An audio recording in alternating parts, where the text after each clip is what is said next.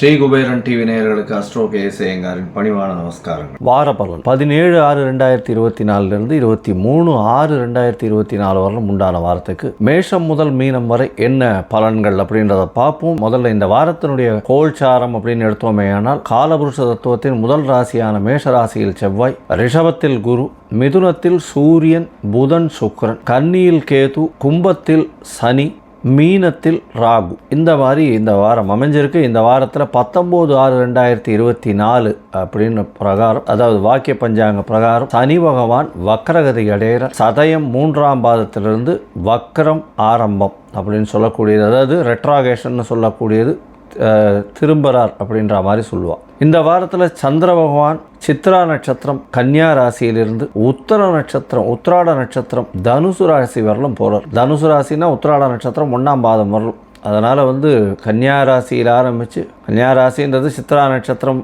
2ஆம் பாதம் முடிகிற நேரத்தில் தான் ஆரம்பிக்கிறார் கிட்டத்தட்ட இந்த வாரத்தை.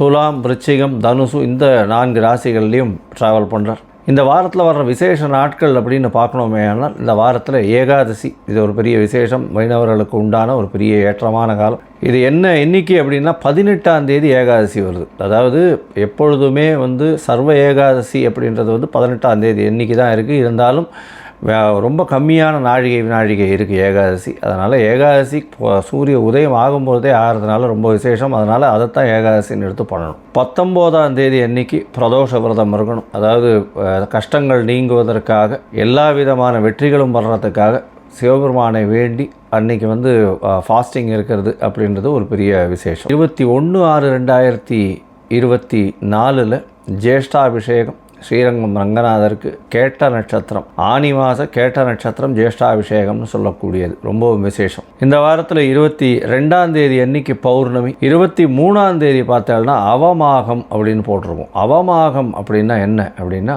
3 நட்சத்திரங்களோ 3 திதிகளோ ஒரே நாளில் வர்றத அவமாகம்னு சொல்லுவோம்.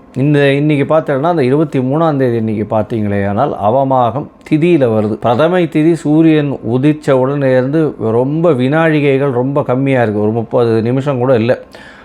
அந்த அன்னைக்கு 6:30 மணியோடு பிரதமை முடிஞ்சு விடுறது.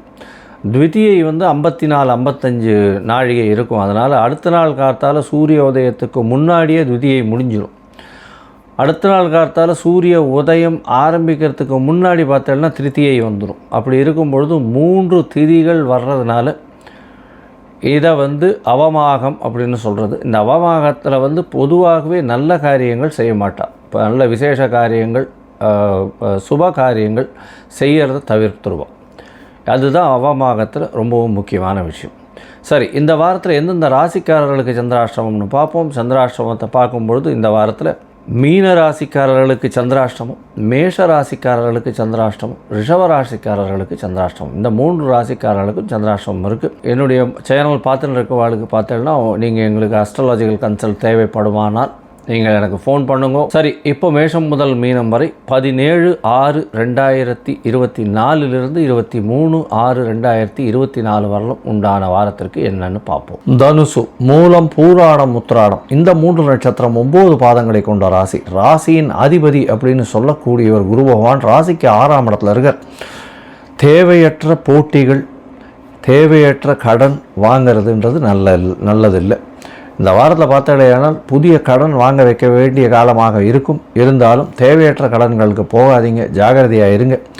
புதிய கடன்களை ஏற்றாதீங்க. அதை தவிர யார்கிட்டையும் போட்டிக்கு போய் நிற்காதீங்க. அதில் நீங்கள் போட்டியில் உங்களுக்கு வெற்றி கிடைக்கக்கூடிய வாய்ப்புகள் மிகவும் கம்மி. புதிய வேலை கிடைக்கும், வேலையில் பெரிய ஏற்றம் கிடைக்கும். வேலையில் உங்களுக்கு நிச்சயமாக இம்ப்ரூவ்மெண்ட் இருக்கும், இன்க்ரிமெண்ட் இருக்கும். உங்களுக்கு ஹையர் பொசிஷன்ஸ் வரும். புதிய வேலை மாறக்கூடிய வாய்ப்புகள் உண்டு. புதிய வேலையில் நல்ல ஒரு ஏற்றம் கிடைக்கக்கூடிய காலகட்டமாக இருக்கும். பார்ட்னர்ஷிப் பிஸ்னஸில் பெரிய ஏற்றமாக இருக்கும். இருந்தாலும் உங்களுடைய பார்ட்னர் நல்ல ஒரு ஸ்ட்ராங்கான பொசிஷனில் இருப்பார். பணவரவிற்கு பஞ்சம் இருக்காது. உங்களுடைய ராசிக்கு பார்த்தோன்னா 6ஆம் அதிபதியும் 7ஆம் இடத்துல போகிறதுனால தேவையில்லாமல் கடன் வாங்கிடாதீங்க. கொஞ்சம் பொறுமையாக இருக்கிறது நல்லது. நண்பர்களுடன் நல்ல ஒரு ஏற்றமான விஷயங்கள் நடந்து கொண்டு இருக்கும். உங்களுடைய ராசிக்கு 3ஆம் இடத்தில் இருக்கக்கூடிய சனி பகவான் மூலியமாக புதிய முயற்சிகளில் ஈடுபடுறதுக்கு வாய்ப்புகள் அதிகம். இருந்தாலும் இப்போ 19ஆம் தேதியிலிருந்து அவர் வக்கரகதியில் வர்றதுனால சிறு சிறு பிரச்சனைகள் இருக்கக்கூடிய வாய்ப்புகள் நிச்சயமாக உண்டு. ராசிக்கு 5ஆம் இடத்துல 5ஆம் அதிபதி ஆட்சி பெற்று இருக்கிறது பெரிய விசேஷம். இதன் மூலியமாக குழந்தை பிராப்தி இல்லாதவர்களுக்கு இவ்வளோ நாளாக திருமணமாகி அவர்களுக்கு குழந்தை பிராப்தி ஏற்படக்கூடிய வாய்ப்புகள் நிச்சயமாக கிடைக்கும். இந்த வாரத்தில் பார்த்தாலேயானால் உங்களுக்கு செவ்வாய் பகவான் ஆட்சி பெற்று போயிருக்கிறதுனால கண்டிப்பாக குழந்தை பிராப்தி ஏற்படக்கூடிய பாக்கியம் உண்டு. 3ஆம் இடத்துல சனி பகவான் செவ்வாயை பார்க்கறதுனால சிறு சிறு தொல்லைகள் இருக்கும். மெடிக்கல் இன்டர்வென்ஷன்ஸ் இருக்க வேண்டிய காலகட்டமாக இருக்கும். 6ஆம் இடத்துல குரு பகவான் இருக்கிறதுனால மருத்துவத்திற்கு செலவு பண்ண வேண்டிய காலகட்டமாக இருக்கும். இந்த வாரத்தில் உங்களுடைய ராசிக்கு அதிவேகமாக செல்லக்கூடிய கிரகமான சந்திர பகவான் உங்களுடைய ராசிக்கு 11ஆம் இடத்துல இந்த வாரத்தை ஆரம்பிக்கிறார். 11ஆம் இடத்தை ஆரம்பிக்கும் போது நல்ல ஒரு ஏற்றமான காலமாக இருக்கக்கூடிய காலகட்டமாக அமையும். ஏன்னா செவ்வாயினுடைய பார்வை 5ஆம் அதிபதியினுடைய பார்வை விடுறது பெரிய ஏற்றம். இதன் மூலியமாக சந்திர மங்கள யோகம்னு சொல்லக்கூடிய யோகம் அமையிறதுனால பூமியின் மூலியமாக உங்களுக்கு லாபம் கிடைக்கும். அதை தவிர மூத்த சகோதர சகோதரிகள் மூலியமாக நல்ல ஒரு ஏற்றம் கிடைக்கக்கூடிய காலகட்டமாக அமைய போகிறது. உங்களுடைய ராசிக்கு 5ஆம் இடத்துல இருக்கக்கூடிய செவ்வாய் பகவான் மூலியமாக வெளிநாடு போயிட்டு வரக்கூடிய பாக்கியம் உங்களுடைய குழந்தைகளுக்கு வரும். குழந்தைகள் வெளிநாடு போகணும்னு நினச்சிருந்ததுன்னா கண்டிப்பாக வெளிநாடு போகக்கூடிய பாக்கியம் உண்டு. இந்த வாரத்தில் 5ஆம் அதிபதி 5ஆம் இடத்துலையும் 7ஆம் அதிபதி 7ஆம் இடத்துலையும் இருக்கிறதுனால காதல் வயப்படக்கூடிய வாய்ப்புகள் இருக்குது. ஏன்னா 7ஆம் இடத்துல சுக்கிர பகவானும் சேர்ந்து இருக்கிறதுனால கண்டிப்பாக காதல் வயப்படக்கூடிய வாய்ப்புகள் நிச்சயமாக உண்டு. உங்களுடைய ராசிக்கு 12ஆம் இடத்துல சந்திர பகவான் வரார். அதாவது 17ஆம் தேதியிலிருந்து 19ஆம் தேதி காலை ஒரு 11 மணி வரலும் 11ஆம் இடத்துல இருந்த சந்திர பகவான் 12ஆம் இடத்துக்கு வரார். 12ஆம் இடத்துல 19ஆம் தேதி காலை ஒரு 11 மணியிலிருந்து 21ஆம் தேதி மாலை ஒரு 7-7:30 மணி வரலும் இருக்கார். இந்த காலகட்டத்தில் பார்த்தாலேயானால் குருவினுடைய பார்வை உங்களுடைய ராசிநாதனுடைய பார்வை எங்கே இருக்கிறதுனால குரு சந்திர யோகம் கஜகேசரி யோகம் அமையிறது பெரிய விசேஷம். இதன் மூலியமாக பார்த்தாலேயானால் உங்களுக்கு ஒரு நல்ல ஒரு ஏற்றம் கிடைக்கும். இருந்தாலும் சனி பகவானின் பார்வை 10ஆம் பார்வையும் இருக்குது. இதனால் சிறு சிறு தொல்லைகள் இருக்கும். சிறு சிறு தொல்லைகள் அதாவது ஊரை விட்டு வெளியில் போகணும் வேலைக்காக அப்படின்ற மாதிரியான விஷயங்கள் சயனஸ்தானத்தை கெடுக்கும். தூக்கமின்மை வரக்கூடிய வாய்ப்புகள் நிச்சயமாக இருக்கும். இந்த தனுசு ராசிக்காரர்களுக்கு பொறுமையாக இருக்கிறது ரொம்பவும் நல்லது.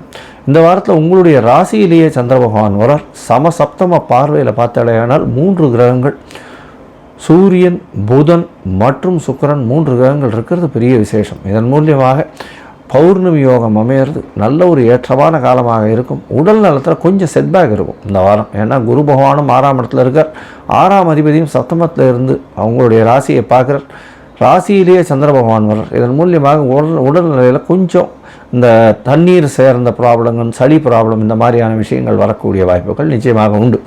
இருந்தாலும் இந்த வாரம் நல்ல ஏற்றமான வாரமாக இருக்கும். புதிய கடனை மட்டும் கொஞ்சம் தள்ளி போடுறது நல்லது. பொறுமையாக இருக்கிறது நல்லது. வியாபாரத்துக்குன்னு அதிகமாக கடன் வாங்காதீங்க. போட்டியில் போய் எந்த போட்டியிலையும் போய் நிற்காதீங்க. பொறுமையாக இருங்க. நல்ல ஒரு ஏற்றம் கிடைக்கக்கூடிய வாரமாக இந்த வாரம் அமைய போகிறது. நீங்கள் வணங்க வேண்டிய தெய்வம்னு பார்த்தோன்னா அருகில் இருக்கக்கூடிய நரசிம்ம பெருமாளை போய் வணங்கிட்டு வாங்க. அதாவது நான் ஷோலிங்கருக்கு போயிட்டு வாங்க, நான் பாடலாதிரி நரசிம்மரை போய் வணங்கிட்டு வாங்க. நல்ல ஒரு ஏற்றம் கிடைக்கக்கூடிய காலகட்டமாக இருக்கும். அவருக்கு பானகம் பிரசாதம் அம்சேவ் பண்ணிவிட்டு நீங்களும் சாப்பிட்டு வாங்க. நல்ல ஒரு ஏற்றம் கிடைக்கும். இந்த வாரம் மொத்தமே நல்ல ஒரு ஏற்றமான வாரமாக அமைய போகிறது.